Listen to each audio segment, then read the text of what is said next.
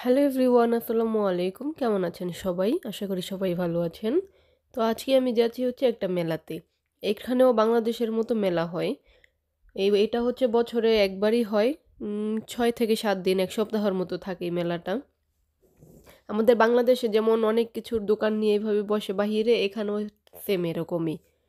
এখানে খাবারের দোকান কম। আমাদের বাংলাদেশে যেমন মেলাতে অনেক ধরনের খাবার পাওয়া যায়, এখানে খাবারের দোকান নাই, কিন্তু অনেক কিছুর ড্রেস থেকে শুরু করে, ব্যাগ থেকে শুরু করে, জুতা, তারপরে এই কসমেটিক্স, আরও অনেক কিছুই পাওয়া যায়। আমি ফ্রান্সে আসার পর এই প্রথম একটা মেলাতে গিয়েছি। এই মেলাতে জিনিসপত্রের দামও অনেক কম। যেমন অন্যান্য সুপার শপ বা শপিং মলে যদি একটা জিনিসের দাম 10 ইউরো হয়, এখানে 5 ইউরোতেই পাওয়া যায়। এই যে এগুলো বেডশিটের দামও এখানে অনেক কম ছিল। আমি নেইনি, কারণ আমি বাংলাদেশ থেকে আসার সময় 3-4টা বেডশিট নিয়ে আসছিলাম, তাই আমার এখন আর প্রয়োজন নেই। আর এই দোকানটা ছিল একটা ইন্ডিয়ান লোকের। তো আমার সাথে আমার এক ভাবি ছিল, তো আমাদের দেখে বলতেছে, আপনারা কি ইন্ডিয়ান? তো আমরা বলতেছি যে না, বাংলাদেশি। তো বলতেছে যে আমাদের চেহারার সাথে মানে সেম সেম মিলতেছে, তাই জন্য আর কি জিজ্ঞাসা করলাম।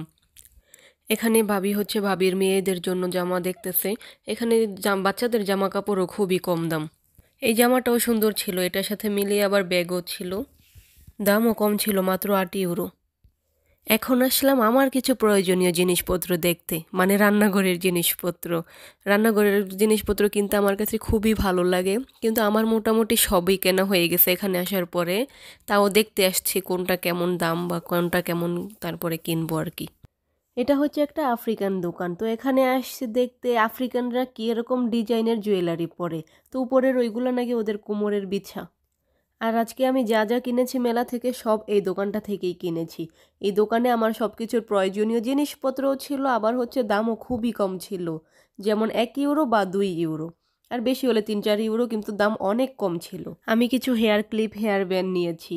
আর এখানে ফাউন্ডেশন, কনসিলার, এগুলোর দামও খুবই কম ছিল, কিন্তু এগুলো নেইনি, কারণ 2 ইউরোতে ফাউন্ডেশন তেমনটাও ভালো হবে না।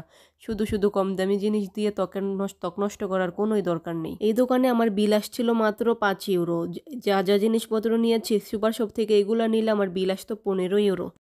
পরে গিয়েছিলাম কিছু ব্যাগের কালেকশন দেখতে। এই ব্যাগগুলোও খুবই কম দাম ছিল, আবার সুন্দরও ছিল, কারণ এগুলো মেড ইন চায়না। তো চায়নার ব্যাগ তো বাংলাদেশেও পাওয়া যায়, জানিনি কেমন দাম। এগুলো ছিল 8 ইউরো, মানে 900-1000 টাকা।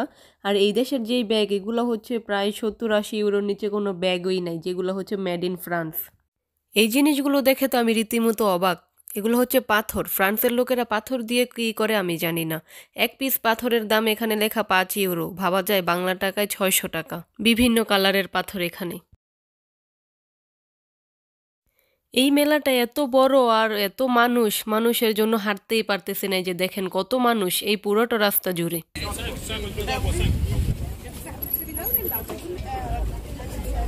আর এই দোকানটা কেকের। কেক বানাতে যাবতীয় যা যা কিছু লাগে সব এখানে আছে।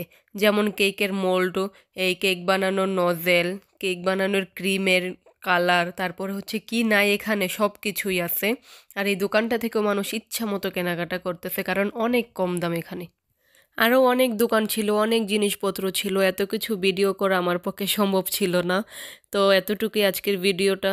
কেমন লেগেছে সবাই জানাবেন, আর আমার ভিডিওটি ভালো লাগলে অবশ্যই লাইক, কমেন্ট এবং শেয়ার করবেন। দেখা হচ্ছে আবার পরবর্তী ভিডিওতে। আল্লাহ হাফেজ, আসসালামু আলাইকুম।